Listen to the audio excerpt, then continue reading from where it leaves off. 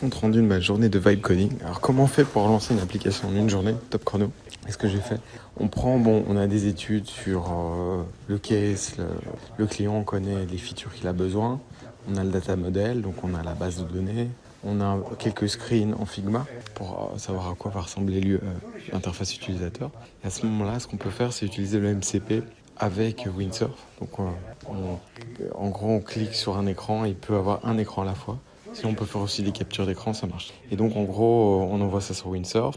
Moi, je fais un prompt en général avec une autre IA, genre OpenAI, pour vraiment structurer mon prompt. Le premier prompt est très important, ça lance votre app. Et à ce moment-là, vous allez lui dire, voilà, vous commencez à travailler les écrans. Elle ne va pas être connectée tout de suite à une base de données, donc dynamique. Dans un deuxième temps, vous allez aller sur Supabase, et donc là, vous créez un projet, en gros. Et une fois que le projet est créé, vous allez demander à partir du data model, souvent j'utilise Mermaid pour faire un diagramme, pour bien comprendre, je lui demande de passer en SQL. Et donc là on importe toutes les tables SQL, on peut lui demander de mettre un dataset d'exemples, donc ça c'est important. Et puis à ce moment-là, par exemple là c'était un calendrier dynamique qui fonctionne, et puis on va itérer pour créer les différentes features, les différentes fonctionnalités. Et là, vous faites des mini captures d'écran de parties de Figma. Et de là, vous itérez. Et à la fin, vous avez un très bon résultat. Vu que la base de données est hébergée en ligne, c'est déjà une première phase qui est faite. Après, vous pushez, donc vous envoyez votre code sur GitHub. Ça, vous pouvez partager avec d'autres développeurs. Et à ce moment-là, vous allez sur Vercel. C'est l'équivalent d'un OVH. En gros, ça va permettre d'héberger juste les fichiers.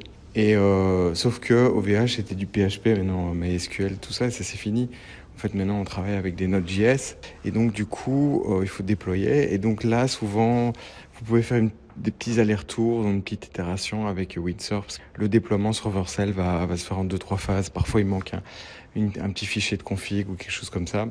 Et en fait, tout simplement, en modifiant votre code sur Windsurf, il va le pusher sur GitHub. Et automatiquement, Vercel, il prend le code de GitHub. Donc à un moment, ça finit par se déployer. Donc voilà, votre application est en ligne. Très facile. Franchement, j'ai mis une journée, mais normalement, c'est un projet à 100 000 euros, quoi, pour vous donner un ordre d'idée avec mon client. Donc voilà, je vous dis à bientôt.